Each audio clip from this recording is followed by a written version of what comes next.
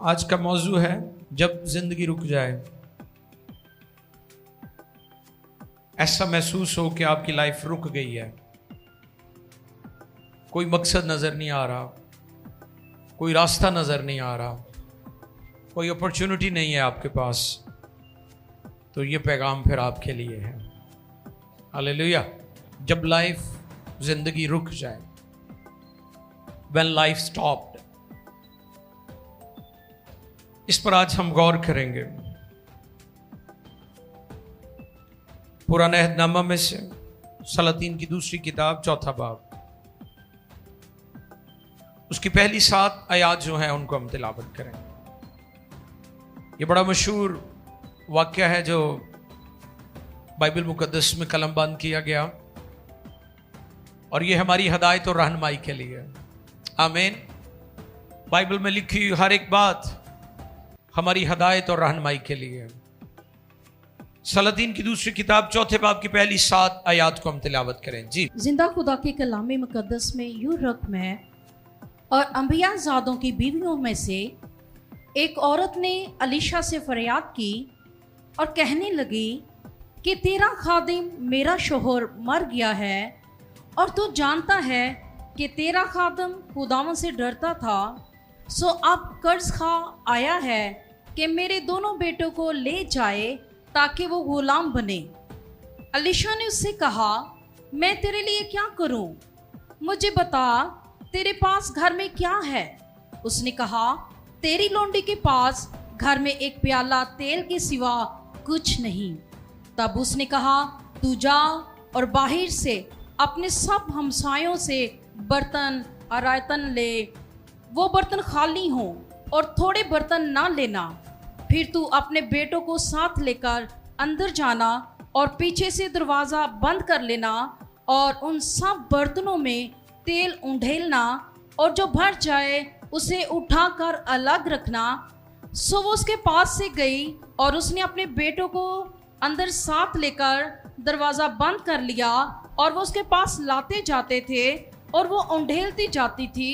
जब वो बर्तन भर गए तो उसने अपने बेटे से कहा, जब वो बर्तन भर गए तो उसने अपने बेटे से कहा, तो उसने अपने बेटे से कहा, मेरे पास एक और बर्तन ला। एक और बर्तन ला। उसने उससे कहा, और तू कोई बर्तन नहीं रहा, और तो कोई बर्तन रहा नहीं। तब तेल माकूफ हो गया। तब उसने आकर मर्दे खुदा को बताया। उसने कहा, जा तेल बेच और कर्ज अदा कर, और जो बाकी रहे उससे तू और तेरे फरजान गुजरान करें।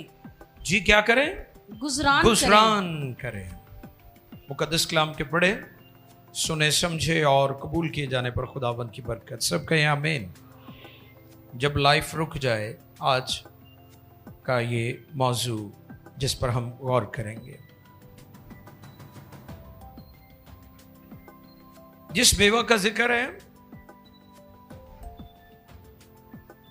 उसके मुतालिक लिखा है, और अंबिया ज़ादों की बीवियों में से एक औरत अलीशा से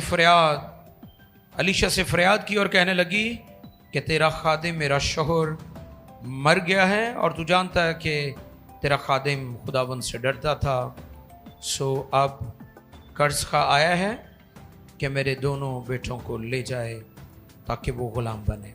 ये नबी की बीवी है, और जिंदगी में ऐसा मोड़ आया है कि सब कुछ बदल गया है। हमारी जिंदगी में बहुत सारे ऐसे नाजुक मोड़ आते हैं जो सब कुछ बदल के रख देते हैं। नबी की बीवी है, और नाजुक मोड़ क्या आया है कि जो कुछ उसके पास था वो सब कुछ खत्म हो गया। अब उसकी ये हालत है कि अपना गुजारा करने के लिए, बच्चों का पेट पालने के लिए वो कर्ज लेती रही,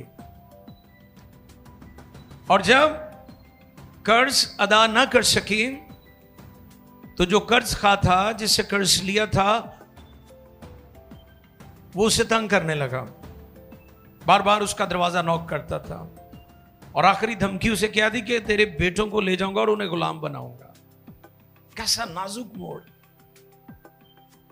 कभी कोई तवक्को कर सकता है कि उसके हालात ऐसे भी हो जाएंगे? और फिर नबी की बीवी है ये, अंबियाजादों में से नबी था उसका शोहर। तो इसलिए किसी को कोई पता नहीं। मैंने पिछले दिनों भी बताया था कि दौलत तो रास्ती की पर लगाकर उड़ जाती है, नारास्ती दी दौलत ते झूठ और ठगी वाले पैसे तो रहने ही नहीं ना। ये लोगों को सीखना चाहिए, ये लोगों को समझना चाहिए। जो लोग धोखाधड़ी, झूठ और फ्रॉड के साथ दौलत जमा करते, पैसे जमा करते, उनको इस बात को अंडरस्टैंड करना होगा, हालात कभी भी बदल सकते हैं। दौलत तो रास्ते की नहीं टिकती। ये नबी की बीवी है और उसके हालात इस तरह के हैं कि वो कर्ज लेती रही और इस कदर धंस की कर्ज में कि अब जो कर्ज का है उसके बच्चों को लेने के लिए आया। फिर उसे और कुछ नहीं नजर आया, वो अलीशा नबी के पास जाती है। मैं समझता हूं कि उसका ये अच्छा फैसला था कि नबी खुदा का खादिम उसकी मदद करेगा, उसकी रहनुमाई करेगा। आपके मुशीर अच्छे होने चाहिए, मशवरा सही बंदियां को लिया करो। आपको पता है ज्यादा लोगों की जो तबाही हुई है उनके गलत मशवरों की वजह से हुई है कि वो मशवरे गलत लोगों से, उनके एडवाइजर जो हैं वो रॉन्ग पीपल हैं, इसलिए उनकी लाइफ का सत्यानाश हो गया, बर्बाद हो गए हैं वो। और मैं अक्सर ये बात कहता हूं, नाकाम शख्स कभी भी कामयाबी का फार्मूला नहीं आपको दे सकता। कोई नाकाम शख्स आप उसके पास जाते हैं, जी आजकल मेरी फलां बंदे ना दोस्ती है, और वो नाकाम तरीन आदमी है, और आप कहते हैं जी मैं उसे आजकल जो है वो एडवाइस ले रहा हूं, लेसन ले रहा हूं कि वो मुझे बुलंदियों पर ले जाएगा। वो कभी भी आपको बुलंदियों पर नहीं लेकर जा सकता, क्योंकि उसे इसका एक्सपीरियंस नहीं है। लाइफ में ऐसे मोड़ आते हैं। अब उसकी लाइफ स्टक हो गई है, रुक गई है, और उसे कुछ नजर नहीं आ रहा।